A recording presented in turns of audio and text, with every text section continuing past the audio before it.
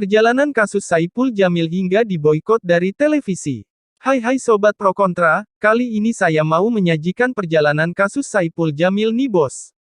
Jamiluddin Purwanto atau dikenal dengan Saipul Jamil lahir pada tanggal 31 Juli tahun 1980, merupakan artis dan penyanyi dangdut yang pernah menjadi juri di ajang pencarian bakat dangdut yaitu The Academy di Indosiar.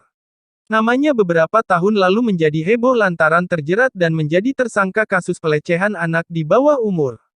Pada tanggal 18 Februari tahun 2016 Saipul Jamil dilaporkan ke polisi terkait kasus pelecehan anak di bawah umur ke Polres Kelapa Gading Jakarta Utara yang kemudian menjadi tersangka. Setelah penetapan tersangka, Indosiar kemudian memberhentikan Saipul Jamil dari juri Dangdut Academy Season 3.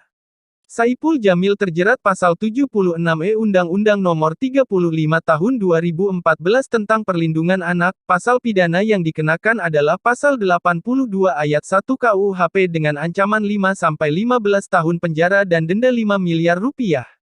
Tidak berhenti sampai di situ, pada tanggal 31 Juli tahun 2017 Saipul Jamil divonis 3 tahun dan denda 100 juta rupiah karena terbukti melakukan menyuap Panitera Pengadilan Negeri Jakarta Utara sebesar 250 juta rupiah untuk penanganan kasus asusilanya.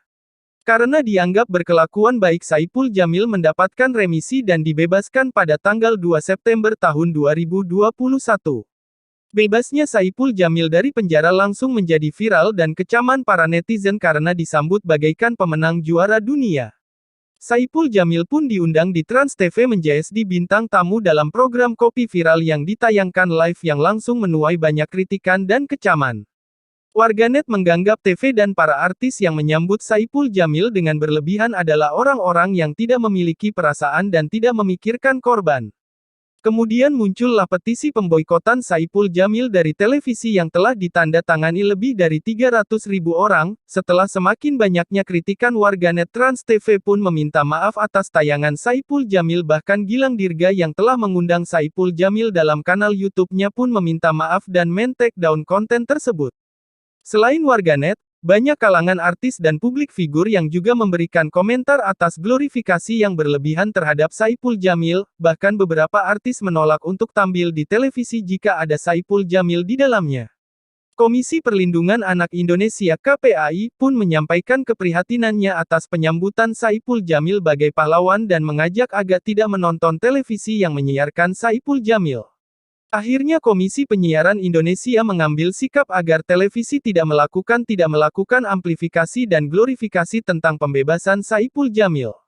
KPI berharap lembaga penyiaran memahami sensitivitas dan etika kepatutan publik terhadap kasus yang telah menimpa yang bersangkutan dan sekaligus tidak membuka kembali trauma yang dialami korban.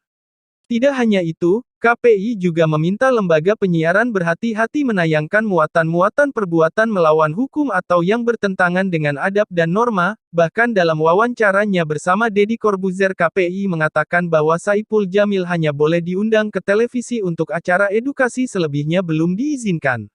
Nah itulah beberapa perjalanan kasus Saipul Jamil. Bagaimana menurut Sobat Pro Kontra, layakkah Saipul Jamil mendapatkan perlakuan seperti? Salam Pro Kontra.